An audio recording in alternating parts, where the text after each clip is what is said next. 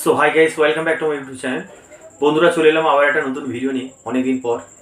তো আজকের মেন উদ্দেশ্য হচ্ছে বন্ধুরা ভিডিওর যে অনেক বন্ধুরা কম ভোল্টেজে সাউন্ড চালিয়ে কি প্রবলেম হয় এবং কম ভোল্টেজে সাউন্ড চালালে স্টেবিলাইজার থেকে তার মিনিমাম ভোল্টেজ যদি 150 ভোল্টেজ থাকে, স্টেবিলাইজারের ঘাট আপনি যদি 3-4টে বাড়িয়ে দেন, সেই ক্ষেত্রে বন্ধুরা আপনার সাউন্ডের বক্সের মানে অ্যাম্পলিফায়ারে অ্যাম্পিয়ার কম পাবে। একটা কথা বন্ধুরা সবসময় খেয়াল রাখবেন যে ভোল্টেজের সঙ্গে সঙ্গে অ্যাম্পিয়ারও কমে। ভোল্টেজ যখন কমে তার সঙ্গে অ্যাম্পিয়ারও কমে।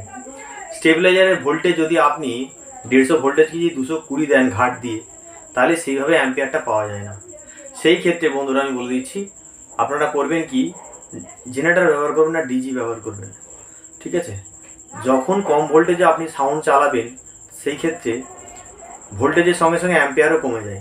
হ্যাঁ, 180 থেকে 90 ভোল্টেজ থাকলে সেই ক্ষেত্রে ঠিক আছে, ভোল্টেজ বাড়িয়ে দিলে ওটা ম্যাচিংয়ে এসে যায়, মোটামুটি চলে খুব সুন্দর। কিন্তু তার নিচে যদি ভোল্টেজ থেকে থাকে বন্ধুরা, যদি বড় ট্রান্সফর্মার থেকে থাকে, ধর 10 কেবি 5 কেবি 8 কেবি এরকম ট্রান্সফর্মার যদি স্টেবিলাইজার থেকে থাকে, ভোল্টেজের সঙ্গে সঙ্গে অ্যাম্পিয়ারও কমে যায়। যার কারণে কী হয়, হয়তো বলে দেবে 220 ভোল্ট উঠে গেছে, কিন্তু আপনি যখন বেস দেবেন দেখবেন লাইট ফাইট সব কাঁপছে আর বেসের থ্রোই নেই, প্রেশার কমে যাচ্ছে ধীরে ধীরে।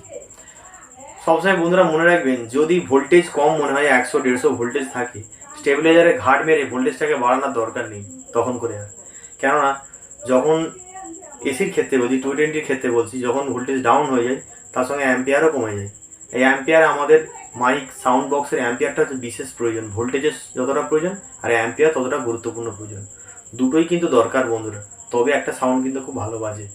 অনেক বন্ধুরা জানে না যে বিদেশি যে সমস্ত অ্যাম্পলিফায়ারগুলো এখন বর্তমানে ব্যবহার করছে, তাদের ভোল্টেজে অ্যাকুরেট দরকার এবং অ্যাম্পিয়ারও অ্যাকুরেট দরকার, তবেই এই মেশিনগুলো ভালো বাজে। আর আমাদের দেশীয় মেশিন যেটাকে বলে স্ট্রেঞ্জার, ওটা কম ভোল্টেজ হলেও চলে। ঠিক আছে? 150 কেন 180 ভোল্টেজ হলেও চলে। 150 ওতে কী হবে, একটু টুকটুক করে বেজে যায়, কিন্তু এই সমস্ত বিদেশি অ্যাম্পলিফায়ারগুলো বাজে না একদমই। তার ক্ষেত্রে অনেক প্রবলেম হয়ে যায়। কিন্তু তখন বন্ধুরা আমি বলবো ডিজি ব্যবহার করবেন, তাতে আপনার সাউন্ডটা ভালো চলবে। এই করে অনেক বন্ধুরা ফেঁসেছেন, ফিল্ডে ভালোভাবে তারা সাউন্ড চালাতে পারেনি এবং ঝামেলা অশান্তির মধ্যে তারা পড়ে গেছে। ভোল্টেজটা মেন ইম্পর্টেন্ট হচ্ছে, সাউন্ড লাইনে হচ্ছে ভোল্টেজ আর অ্যাম্পিয়ার দুটোই দরকার। ঠিক আছে? তো বন্ধুরা এইদিকে একটু খেয়াল রাখবেন। আর যেখানে সাউন্ড চালাতে যাবেন, যেখানে সাউন্ড চালাতে আপনারা যাবেন ক্লিয়ারলি, সেখানে ভোল্টেজটা অবশ্যই ফলো রাখবেন। ঠিক আছে?